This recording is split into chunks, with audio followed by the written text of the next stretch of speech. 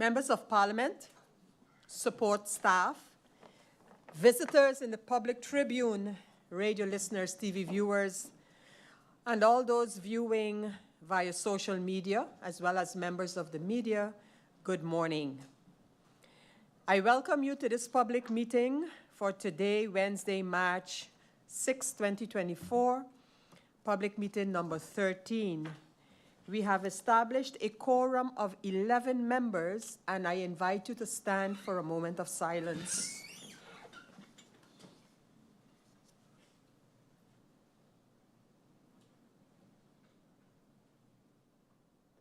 Thank you.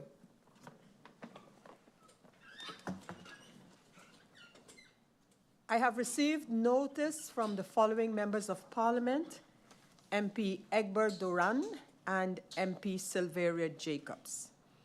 Are there any notifications from members here present at this time? That not being the case, we continue with the agenda points for this public meeting. Those points are incoming documents, advice regarding the installation and composition of the permanent and ad hoc committees of Parliament, advice regarding the installation and composition of the committees of the Latin American Parliament, Parlatino. Going over to agenda point number 1, all members have received the list of incoming documents and the proposal for further handling. These are IS numbers 368 up to and including 432 of this parliamentary year 2023-2024. Are there any comments on the list as provided and the proposals for handling?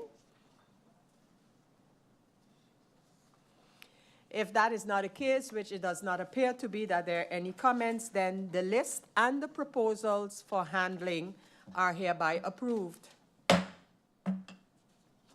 We go over to agenda point number 2, and that is the advice regarding the installation and composition of the permanent and ad hoc committees of Parliament. In accordance with Article 21, paragraph 3 of the Rules of Order, at the beginning of each parliamentary year, as well as in the first public meeting after a periodic resignation or after the dissolution of Parliament, the President assigns the members to the permanent committees for the investigation of certain subjects and to the Committee for Petitions unless Parliament decides otherwise. By letter of February the 14th, UV 096, faction leaders were requested to submit the desired composition of the permanent and ad hoc committees of Parliament for their faction to the Secretary General of Parliament. The compositions as received were handled during Central Committee meeting number 13 of Parliament, and that meeting was held on March 4th. The Central Committee has decided to nominate the proposed members for the appointment to the permanent and ad hoc committees of the Parliament of St. Martin, and this is based on the proposals from the various factions. There is a total of 17 permanent and ad hoc committees of the Parliament of St. Martin. I'll quickly run these down. Committee of General Affairs, of Public Housing, Spatial Planning, Environment and Infrastructure, Committee of Justice, Committee of Finance, Committee of Tourism, Economic Affairs, Transport and Telecommunication, Committee of Education, Culture, Youth and Sports Affairs, Committee of Public Health, Social Development and Labor, Committee of Kingdom Affairs and Interparliamentary Relations. We have the Committee for Petitions, Committee for Country Expenditures, Committee Parlatino Matters, Committee for District Councils, Committee for Constitutional Affairs and Decolonization, Committee for Agriculture, Fisheries and Animal Husbandry, the Ad Hoc Committee Electoral Reform, the Ad Hoc Committee Integrity, and the Ad Hoc Committee for the Preparation of the Construction of a New Building for Parliament, called the Ad Hoc Committee New Parliament Building. The Central Committee also proposes that in connection with work visits, the rules and regulations relating to work visits as found in the document Guidelines for Travel Members of Parliament and adopted by Parliament on June 8, 2015 are observed.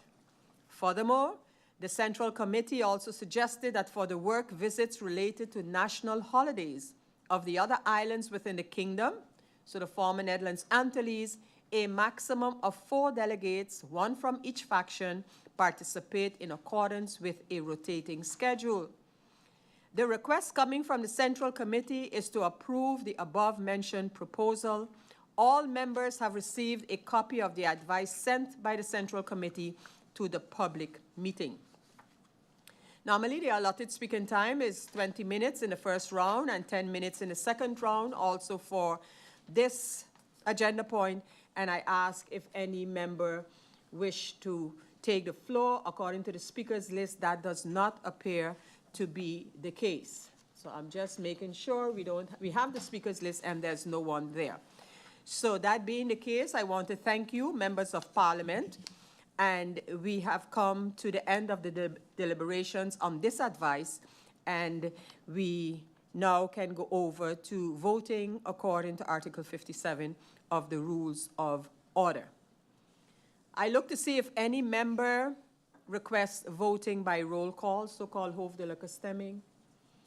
I don't see the need for that coming from any member, and that would mean that the advice as presented by the Central Committee regarding the composition of the permanent and ad hoc committees of Parliament is hereby accepted unanimously as proposed. And then we go over to agenda point number 3. Advice regarding the installation and composition of the permanent and of the committees of Latin American Parliament, the Parlatino committees. Again, faction leaders were requested to submit the desired composition of the committees of Parlatino for their faction to the Secretary General of Parliament.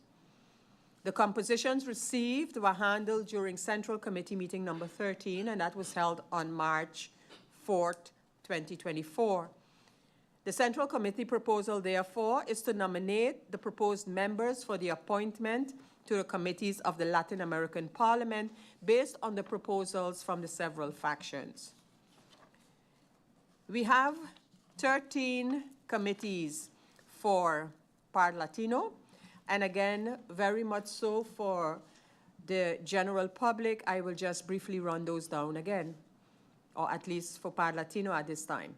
We have the Committee for Economic Affairs, Social Debt and Regional Development, Committee for Gender Equity, Childhood and Youth, Committee for Citizen Safety, Combat and Prevention of Narco-traffic, Terrorism and Organized Crime, Committee for Agriculture, Cattle Raising and Fishery, Committee for Education, Culture, Science, Technology and Communication, Committee for Environment and Tourism, Committee for Health, Committee for Labor, Social and Legal Affairs, Committee for Human Rights, Justice and Prison Policies, Committee for Energy and Mines, Committee for Indigenous, Afro-Descendant and Ethnic Peoples, Committee for Public Services and Consumer Protection, Committee for Political and Municipal Affairs, and for the Integration.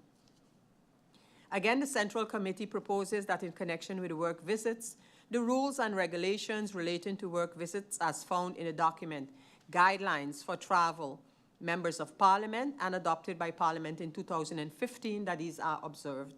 Furthermore, the Presidium suggests that for all committees of Parlatino that consist of 3 or more members, every time only 2 members travel in accordance with a rotation schedule. For example, member 1 and 2, member 3 and 4, member 5 and 6, etc., in order to participate in the meetings of these committees of Parlatino. And again, the Central Committee requests a public meeting of Parlatino to approve this proposal. However, before going over to allowing, if necessary, the members of Parliament to speak to the topic, we have received 2 emails from members of Parliament regarding the Parlatino committees. The first one is from MP Roseberg, and MP Roseberg is proposing that she be added to 2 Parlatino committees. And just a short while ago, we received an email as well from MP Silvera Jacobs, who is actually asking to be removed from at least two Parlatino committees. These are incoming documents. However, given the time that we have received these requests, proposal, given the fact that when it comes to Parlatino, once taken up in their system, automatically members to the committees are invited to meetings, etc., etc. I say this to say that we need to be very clear on these committees as soon as possible so that this can be communicated to the committees of Parlatino. I therefore want to propose, given the two requests that we have on the table, usually to be added to the committees would take place, usually I say, would take place at the beginning of the term of Parliament when the committees would change and then you could be added or whatever. But we have a request now not only to be added, we have a request to be taken off committees of Parliament. So I would want to suggest that these proposals, before we handle this agenda point in a public meeting of Parliament, that it goes to the committee of our Parliament for Parlatino matters, and that a proposal comes out of that committee regarding especially these two requests that we have on the table. And once that is done in that committee, then we will decide on the participation or the composition of the Parlatino committees, and then that would have to be approved in a public meeting as well, like we would have been doing this time around.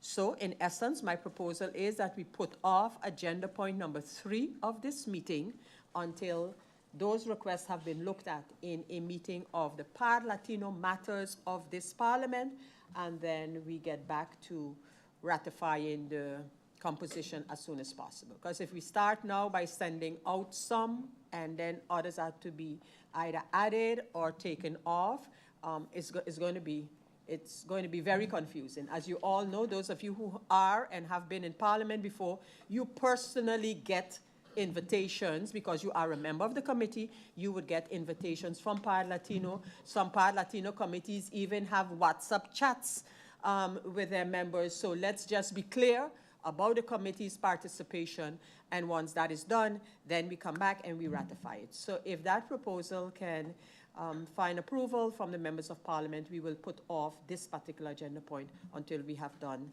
that, until we have followed that process. I don't see or hear any objection. So, MP Christophe Emmanuel, you have... Just a question. Stand up. Good morning, Madam Chair. Good morning to our feed, my honorable colleagues. In terms of the duration, how long are we looking at? I can tell you, MP Christophe Emmanuel, that we're going to deal with that as soon as possible. I thank you. I'll see to it that the committee is, our committee meeting is convened and we deal with it. Thank you very much, Madam Chair. You're welcome, MP, and thank you for that question. So, members of Parliament, we will hereby now adjourn agenda point 3 of this public meeting, and I would then thank you for your participation, and I would hereby close this meeting, adjourn this meeting for agenda point number 3. Meeting adjourned.